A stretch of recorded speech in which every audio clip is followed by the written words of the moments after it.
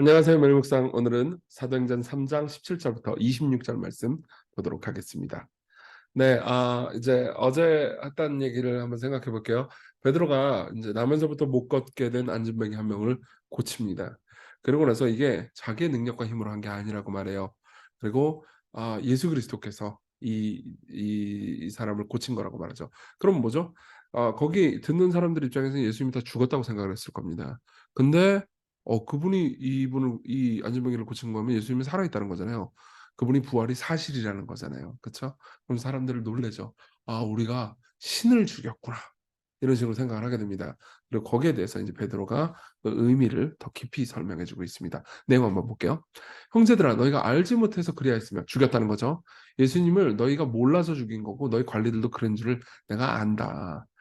그러나 하나님이 모든 선지자의 입을 통하여 자신의 그리스도께서 고난 받으실 일을 미리 알게 하신 것을 이와 같이 이루셨느니라."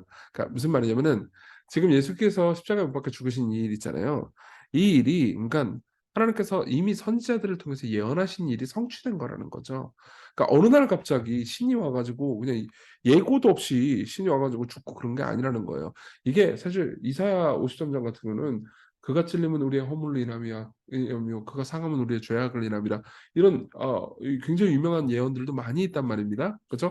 근데 그 예언들이 성취된 거다. 어느 날 갑자기 갑툭튀한 게 아니다. 이렇게 이야기를 해 주는 거죠, 베드로가. 그러면서 그러니까 이게 다 하나님의 기획 가운데 이루어진 거니까 "너희가 회개하고 돌이켜서 죄 없사함을 받으면 된다. 이같이 하면 새롭게 되는 날이 주 앞으로부터 이를 것이다." 이렇게 얘기합니다. 자, 용서받는 날이라고 말하지 않고 왜 새롭게 되는 날이라고 말했을까요? 요건 좀 기억을 해 놓으십시오. 이거 완전히 다른 주제인데 여러분들이 알아둬야 됩니다. 근데 어쨌든 여러분들이 회개하잖아요. 그럼 여러분들이 새롭게 될 겁니다. 자, 기억해 놓으세요. 20 절에 또 주께서 너희를 위하여 예정하신 그리스도 곧 예수를 보내실 것이니 하나님이 영원전부터 거룩한 선지자들의 입을 통해 말씀하신 바 만물을 회복하실 때까지는 마땅히 하늘이 그를 받아들이라 이렇게 이야기합니다. 이게 무슨 말이냐면 이거예요. 보세요. 계속해서 지금 이제 회복시켜 주실 건데 지금은 하늘에 계신다. 그렇죠? 그러니까 "예수님 지금 어디 있어?" 그러면은 이제 "지금 하늘에서 모든 걸 통치하고 계신다. 하늘이 그를 받아들일 것이다."라고 이야기를 하는 거죠. 근데 언제까지? 만물이 회복될 때까지. 자, 이거 무슨 말인지 설명해 드릴게요. 보세요. 우리는 기적이 일어나잖아요. 안진뱅이가 일어났다. 기적이잖아요. 기적이 일어나면은 이건 정상적인 상황이 아니고 비정상적인 상황이야. 정상적인 일이 일어난 게 아니야라고 생각하기 쉽잖아요. 근데 베드로는 아니다. 이 기적이 정상적인 일이 들어온 것이다라고 얘기를 하는 거죠. 무슨 말이냐면요. 원래 하나님께서 만드신 만물 있잖아요. 그것은 죄도 없고 질병도 없고 고통도 없고 단절도 없었습니다. 그러나 죄가 들어와서 이 모든 걸 비정상적으로 만들어 버렸어요. 그렇죠? 사망이 있고 질병이 있고 고통이 있고 단절이 있습니다. 근데 예수 그리스도께서 오셔서 그 모든 걸 회복시킬 거예요. 그걸 정상으로 만들 거예요. 그렇죠? 근데 안진뱅이가 나면서부터 못 걷게 되는 자가 일어난 이 사건 있잖아요. 병든 자 고침을 받는 이 사건은 비정상적인 일이 아니고 온통 비정상밖에 없는 이 세상에 정상적인 일이 하나님의 생명의 능력이 침투해 들어온 거라는 거죠. 그쵸? 근데 그게 완전히 침투해서 모든 게 회복될 나날들이 있을 겁니다. 근데 그전까지는 하늘이 그쵸? 마땅히 예수님을 받아줄 겁니다. 예수께서 그때까지는 하늘에 계실 거라는 거죠. 그러면서 모세가 말하되 "주 하나님이 너희를 위하여 너희 형제 가운데 나 같은 선지자 하나를 세울 것이니 너희가 무엇인지 그의 모든 말을 들을 것이라. 누구든지 그 선지자의 말을 듣지 아니하는 자는 백성 중에서 멸망받으리라 했다." 이거는 이제 베드로가 그 신명기 18 장을 인용한 겁니다. 신명기 18 장에서 모세는 이렇게 얘기하거든요. "나중에 나 같은 선지자가 하나 올 거야. 근데 그 선지자의 말을 들어야 돼. 그렇지 않으면 너희들은 멸망받아." 이렇게 얘기를 하거든요. 근데 베드로는 "그 선지자가 바로 예수님이다." 이렇게 이야기를 하는 거죠.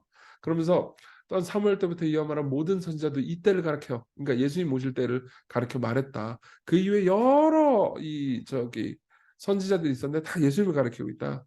"너희는 선지자들의 자손이요 또 하나님이 너희 조상과 더불어서 세우신 언약의 자손이라. 아브라함의 이르시기를 땅 위의 모든 족속이 너희 씨로 말미암아 복을 받으리라 하였으니." 하나님이 그 종 그쵸. 그러니까 씨로 말미암아 복을 받는 그 씨가 바로 그 종인 예수님이라는 겁니다. 예수님을 세워서 복 주시려고 너에게 먼저 보내셨다. 예수님을 너희로 하여금 돌이켜 그 각각 그 악함을 버리게 하셨다.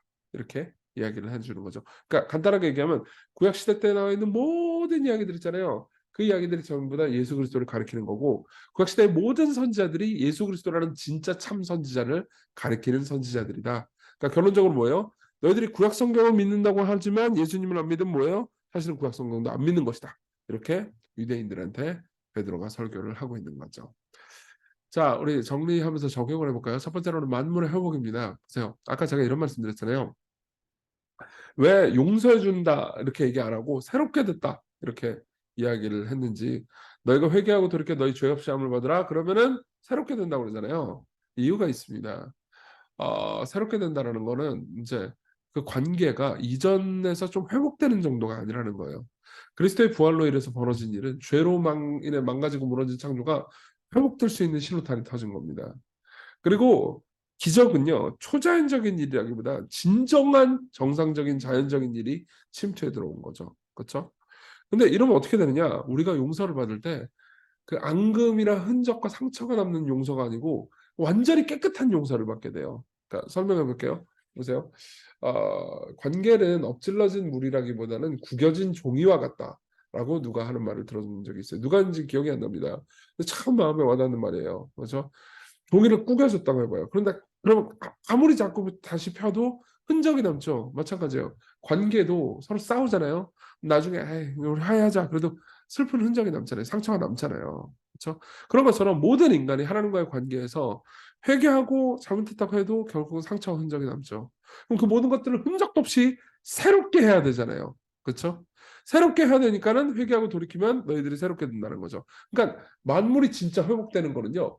만물이 지금 우리가 죽음과 단절과 소외와 그리고 서로 상처 주는 것과 이런 걸로 해서 상처가 많이 있잖아요. 그렇죠? 우리의 영혼뿐만 아니라 우리 육체도 늙고 연약해지면서 상처가 있잖아요. 그렇죠? 저도 여기 화상을 크게 한번 읽어가지고 아직도 화상 자국이 조금 있어요. 예, 이 상처가 흔적도 없이 사라질 거라는 거죠. 예, 구겨진 종이가 완벽하게 깨끗하게 펴질 거라는 겁니다. 예수 그리스도로 말미암아서 우리가 하나님과의 관계에서 앙금이 완전히 사라질 겁니다. 그리고 그리스도를 믿는 사람들이 누군가를 용서하잖아요. 그럼 용서를 통해서 앙금이 완전히 사라져 갈 거라는 거죠. 이게 우리가 바랄 수 있는 희망입니다. 여러분들이 이런 희망이 있으십니까? 네. 두 번째로 넘어가세요. 우리의 궁극적인 선지자 예수님을 봅시다. 원래 선지자는 뭘 하는 거죠? 말을 하는 사람들인 거죠. 말을 통해서 사람들에게 하나님이 어떤 분이신지 가르쳐 주는 존재예요. 근데 예수님도 말로 오셨어요. 태초에 말씀이 계시니라, 이 말씀이 하나님과 함께 계시니 이 말씀은 곧 하나님이시다. 예수님을 가르치면서 말씀이라 그리고 하나님이라고 얘기를 하는 거잖아요. 왜 예수님이 말씀입니까? 그렇죠?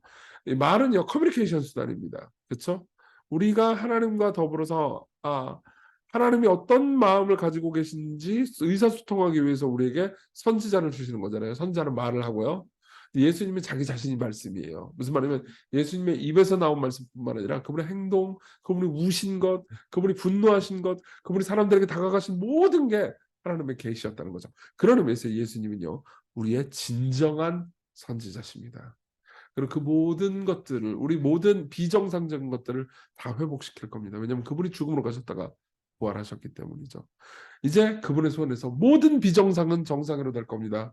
모든 고통은 사라질 거고 모든 단절도 소통되기 시작할 겁니다. 우리가 가지고 있는 모든 오해도 서서히 다 풀리게 될 겁니다. 그렇죠? 그 부활의 능력과 생명이 여러분들에게 지금 있잖아요. 그럼 지금도 똑같은 일이 일어날 겁니다. 여러분 서로를 사랑하십시오. 그리고 그분이 여러분들을 돌보고 계시다는 것을, 사랑하신다는 것을, 여러분들을 인도해 주고 계시다는 것을 인정하십시오. 예. 우리의 궁극적인 선지자 예수 그리스도께서 우리에게 뭐요? 하나님이 어떤 분이신지 가르쳐 줄 겁니다. 그리고 복음으로 말미암아서 우리가 기쁨으로 살아갈 수 있게 해주실 겁니다. 같이 기도합시다. 망가진 관계, 늙어가는 육체, 쇠약해지는 정신들의 모든 오염과 타락이 사라지는 새 날을 희망하게 해주세요. 그런 희망이 여러분들에게 있습니까? 오늘 그 희망을 가지게 해달라고 기도합시다. 그리고 무엇보다 예수님의 부활, 이 모든 거 예수님의 부활로 성취된 거거든요. 부활에 소망을 두게 해달라고 같이 기도합시다.